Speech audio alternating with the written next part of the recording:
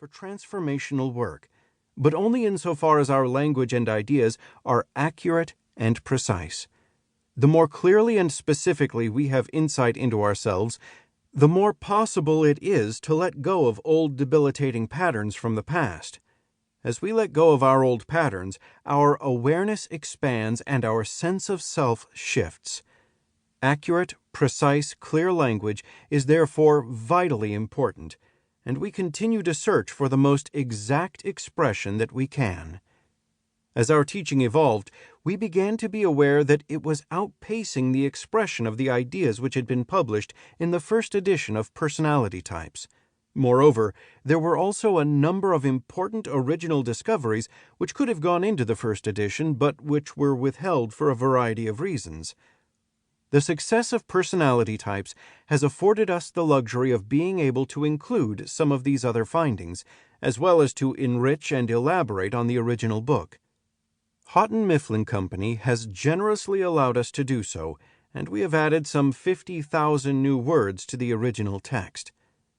In reviewing Personality Types, we did not feel so much that it required a major overhaul, but that it would be an even stronger book if we could find a way to include more of the refinements and observations that we had been making.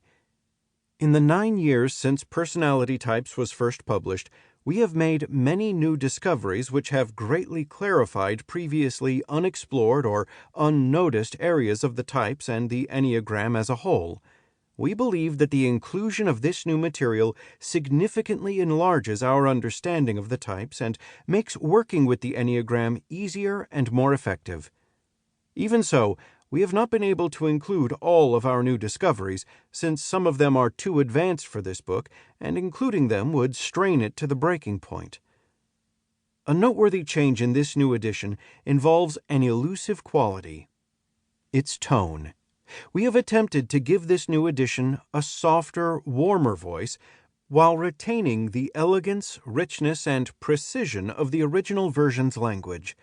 As much as possible, we have also attempted to correct any biases or inequalities in our presentation of the 9 types.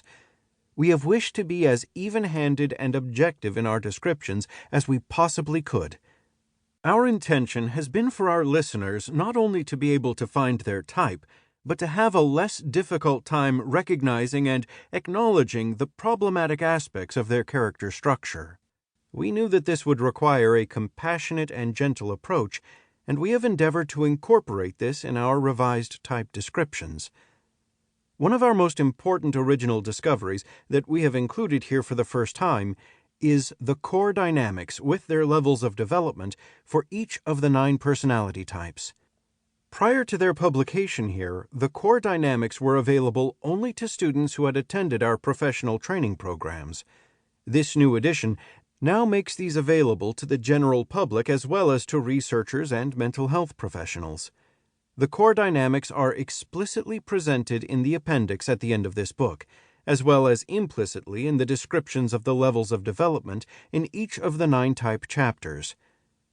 The core dynamics will greatly enhance understanding of the motivations and ego defenses of the types, as well as greatly clarify the inner logic and range of each type's overall pattern of attitudes and behaviors. The core dynamics, with their levels of development, are a specific measure of each type's state, giving students of the Enneagram an elegant conceptual framework which, we predict, will be used in a wide variety of fields. Therapists, educators, and business consultants, in fact, anyone wishing to make practical applications of the Enneagram, will turn to the core dynamics to accelerate the effectiveness of their work.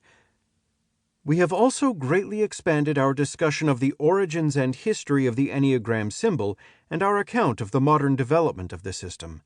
While many are deeply interested in learning about the roots of this typology, the previously available material on this subject has been a source of considerable confusion and misinformation, as already noted here. Although there still are gaps in the long story of the Enneagram's evolution, we have endeavored to give an accurate account based on all of the information now available. There are many questions about the childhood patterns and developmental origins of the personality types, and we have taken this opportunity to clarify our explanations on this subject. We are now using